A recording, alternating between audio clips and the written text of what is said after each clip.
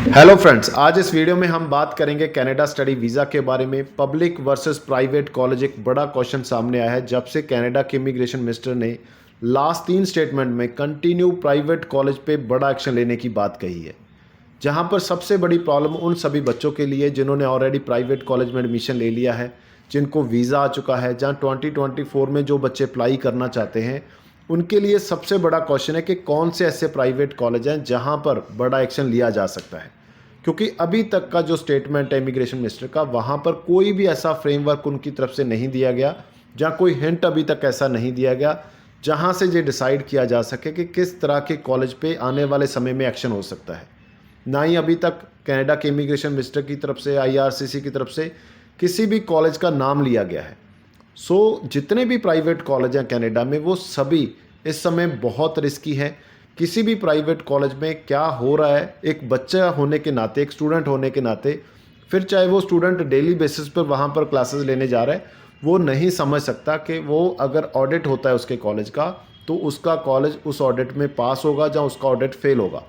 जैसे हमने मॉन्ट्रियल में देखा था कि बहुत सारे बच्चे जो college already post graduate work permit दे रहे थे मॉन्ट्रियल में, बहुत सारे इंडियन बच्चे, पंजाब के बच्चे उस कॉलेज में पढ़ रहे थे, वहाँ पर उनका ऑडिट हुआ, 10 कॉलेज का ऑडिट फेल हुआ और उनका पोस्ट ग्रेजुएट वर्क परमिट होना, और वहाँ पर जितने भी बच्चे थे उनको बहुत बड़ी प्रॉब्लम आई, बहुत सारे बच्चों का फीस डूब गया।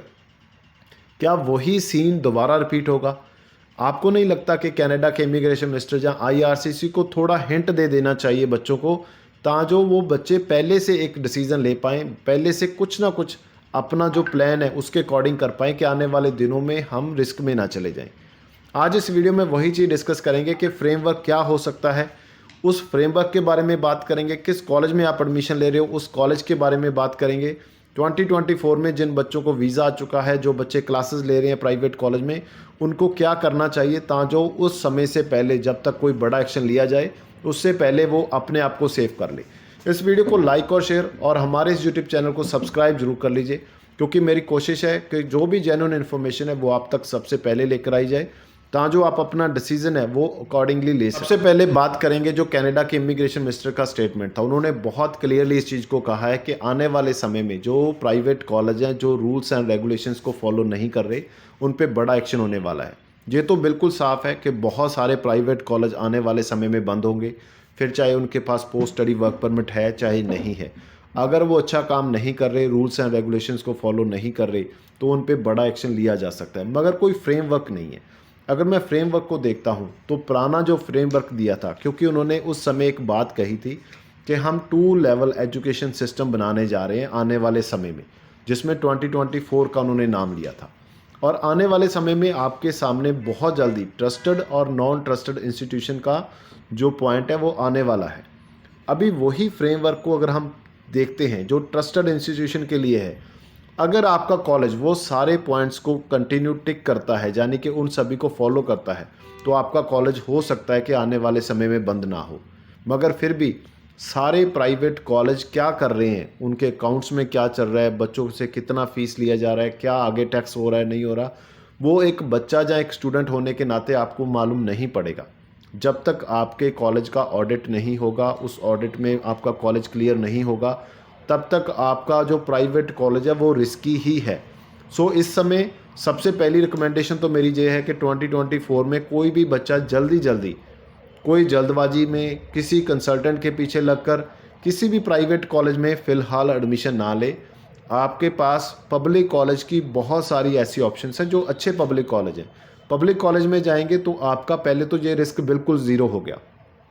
आप फर्स्ट डे से ही माइंड से बिल्कुल फ्री हैं, आप पर कोई भी टेंशन नहीं है कि आपके कल को कॉलेज का ऑडिट होगा, उस ऑडिट में क्या होगा। पहला पॉइंट तो ये है कि आपको प्राइवेट कॉलेज में एडमिशन लेना ही नहीं, कोई भी प्राइवेट कॉलेज है, चाहे वो पोस्ट ग्रेजुएट वर्क परमिट में आपको डील कर रहा है चाहे नहीं कर रहा।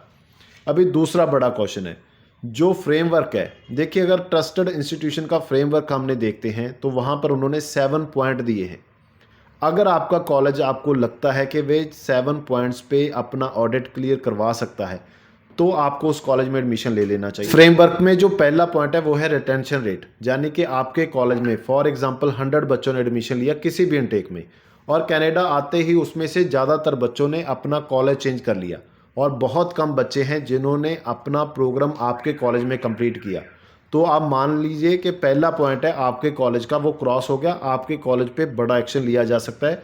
क्योंकि आपके कॉलेज में जो बच्चा वीज़ा लेकर आता है, जैसे ही वो कॉलेज को देखता है, कॉलेज के सिस्टम को देखता है, वो वहाँ पर स्टडी नहीं करना चाहता और वो किसी अनदर कॉलेज में एडमिशन ले रहा है, यानी कि वहाँ पर क्वालिटी एजुकेशन नहीं मिल रहा। अगर आपका कॉलेज ऐसा है तो आपको प्रॉब्लम आ सकता है। दूसरा है जो बड़ा पॉइंट है, on time program completion rate, यानी कि कितने ऐसे बच्चे हैं जिन्होंने आपके कॉलेज में एडमिशन लिया, कोर्स भी स्टार्ट किया और अपना कोर्स ऑन टाइम कंप्लीट किया। क्योंकि बहुत सारे बच्चे ऐसे हैं जो क्लासेस नहीं लगाते, जिनकी सप्लीज आ जाती हैं, जिनसे प्रोग्राम ऑन टाइम कंप्लीट नहीं होता। उस केस में भी जो जो क्वालिटी एजुकेशन है वो आपके कॉलेज में नहीं मिल रही। अगर आपके कॉलेज में 100 बच्चों ने कोर्स स्टार्ट किया और उसमें से 50% बच्चे ही ऑन टाइम अपना कोर्स कंप्लीट कर पाए, तो भी आपके कॉलेज पे क्रॉस लग सकता है, यानी कि बंद होने के आसार हैं उसके। उसके बाद जो थर्ड है परसेंटेज ऑफ रेवेन्यू, कि आपका जो परसेंटेज ऑफ रेवेन्यू है फ्रॉम इंटरनेशनल स्टूडेंट वो कितना है। ऐसा तो नहीं कि आपके कॉलेज में कोई जो वहाँ के लोकल बच्चे हैं वो एडमिशन लेना ही नहीं चाहते।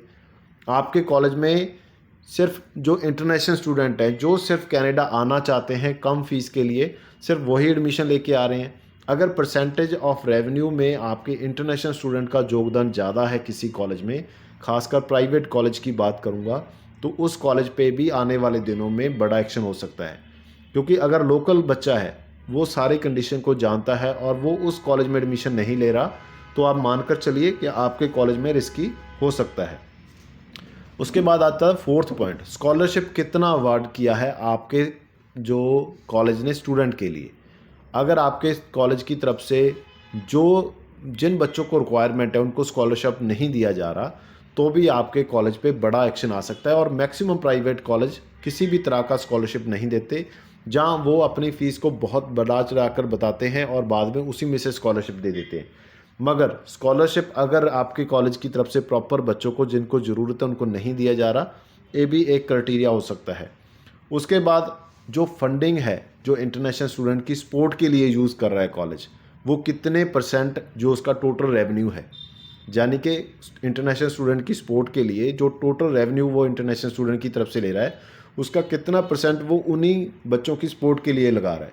अगर वो परसेंटेज भी कम होगी तो भी आपके कॉलेज पे एक्शन आ सकता है। और मैक्सिमम कॉलेज प्राइवेट कॉलेज ऐसे हैं जो किसी भी इंटरनेशनल स्टूडेंट के लिए स्पोर्ट के लिए बहुत ज़्यादा परसेंटेज यूज़ नहीं करते। ये भी एक बड़ा क्राइटेरिया होगा जो आने वाले दिनों में ये डिसाइड करेगा कि कौन से प्राइवेट कॉलेज ओपन होंगे और कौन से प्राइवेट कॉलेज बंद होंगे। उसके बाद आ जाता है हाउसिंग फॉर इंटरनेशनल स्टूडेंट, यानी कि अकोमोडेशन। अगर आप एज ए इंटरनेशनल स्टूडेंट किसी कॉलेज में गए हैं, उस कॉलेज के पास 1000 सीट है स्टूडेंट्स के लिए, तो वो कितने स्टूडेंट्स को अपने कैंपस में हाउसिंग दे सकता है, जहाँ उनका जो सिस्टम है चाहे वो कैंपस के बाहर है किसी कॉलेज का, कितने बच्चों के लिए अकोमोडेशन वो प्रोवाइड कर सकता है। और प्राइवेट कॉलेज तो जो खुद ही 2 कमरे में चल रहा है, जो खुद ही 5 कमरे में चल रहा है, वो कहाँ अकोमोडेशन दे देगा किसी को। तो ये एक बड़ा आने वाले दिनों में, क्योंकि सबसे बड़ी प्रॉब्लम अगर कनाडा में है वो हाउसिंग की है। और हाउसिंग में अगर अकोमोडेशन आपके कॉलेज के पास नहीं है, जो कि मैक्सिमम प्राइवेट कॉलेज के पास नहीं है, उस केस में आपको प्रॉब्लम आ सकता है। उसके बाद आता है टीचर स्टूडेंट रेशो, यानी कि अगर आपके पास एक 1000 टीचर है, 1000 स्टूडेंट है, चाहे वो लोकल है चाहे वो इंटरनेशनल है, उसके अगेंस्ट आपके पास कितने टीचर हैं। मैक्सिमम प्राइवेट कॉलेज यूनिवर्सिटीज़ में बच्चे क्लासेस नहीं लेते और इसी चीज़ के लिए वो बच्चे चाहते हैं कि वो एक प्राइवेट कॉलेज में चले जाएं।